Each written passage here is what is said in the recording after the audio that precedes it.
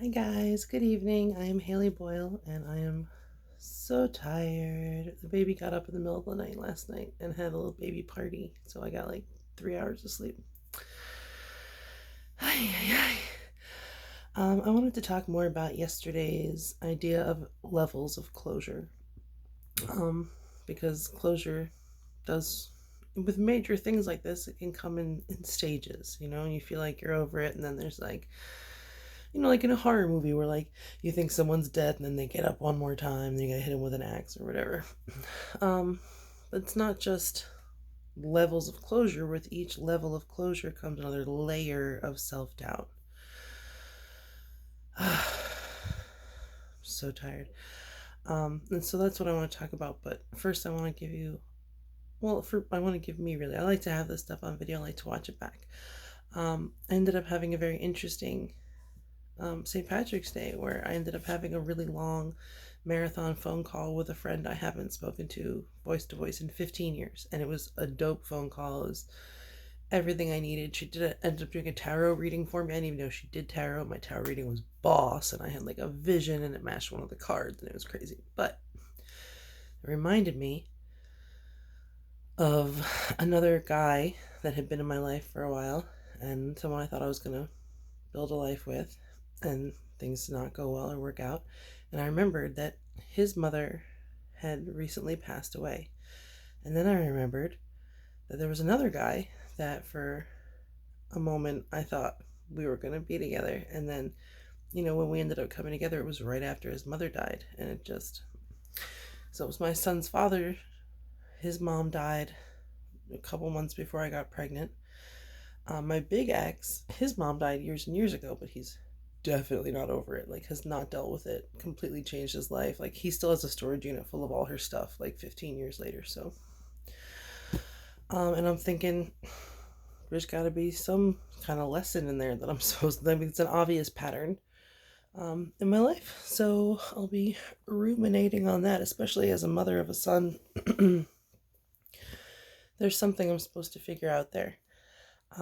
The reason I've been thinking so much about like guys that used to be in my life and stuff like that is because I have this belief, as someone who works in show business and stuff like that, that I need to find the guy that's going to be with me forever before I get really, really successful. Um, and so I keep thinking it's got to be someone from the past that's going to come back and be different. Which is why I get so hung up on my son's father, because wouldn't it be great if it was him? And I think if I ever want to be truly, truly happy, I'm going to have to face and dismantle that belief that, once I'm in my best self, that means that person doesn't deserve me because they weren't there to see me at my worst. That the person that's going to be my partner has to have seen the depths of my depravity. But I'm not sure yet. I got to give that a little more thought. So let's talk about the layers of closure, or the levels of closure and the layers of self-doubt. So, I felt really good yesterday about the idea that like I've closed these doors on these relationships, especially, it's especially difficult closing the door on my son's father because he's my kid's dad. My kid only gets one dad. And so I had to deal with that layer of self-doubt of like, am I being unreasonable? Are my expectations unreasonable? And all this stuff. And in order to sort it out, I actually used some techniques from Interpersonal Effectiveness module of DBT, which I'm not well trained in at all. I've had very little exposure to.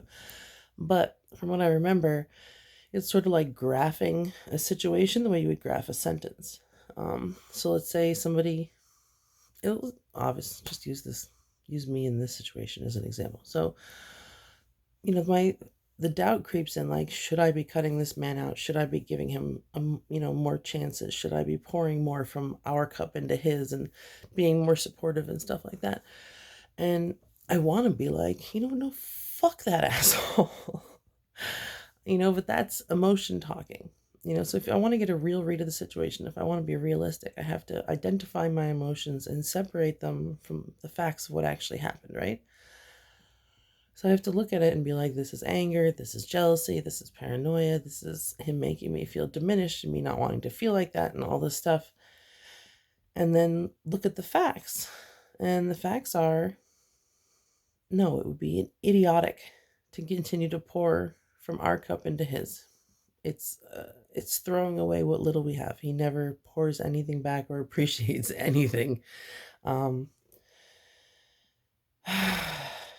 it's just hard. It's a hard door to close for good. But then again, I remind myself like this guy's had almost 3 years to get it together, and he knew it. I told him before the baby was born that I was going to be taking care of the baby, that he needed to be an asset, not a liability. It's not unreasonable or a crazy expectation or an unreasonable request to be like, look, don't come around here and fuck shit up. Only come around if you're going to make things better, if you're going to be helpful, you know? And I pity him, quite honestly, because I don't know if he's just lying to me or if he's lying to himself or if he honestly believes that what he's doing is because he had yelled and screamed at me one time that everything he does is so he can be a good father and blah blah blah. And I was just like, what have you ever done to help us? Like you're all of your time and energy goes into wasting your time trying to be something you're not. So but I don't know if he knows that that's the case, but I know that that's the case. And I had to reassure myself that I'm making the right decision for us. The baby's definitely happier this way, not wondering.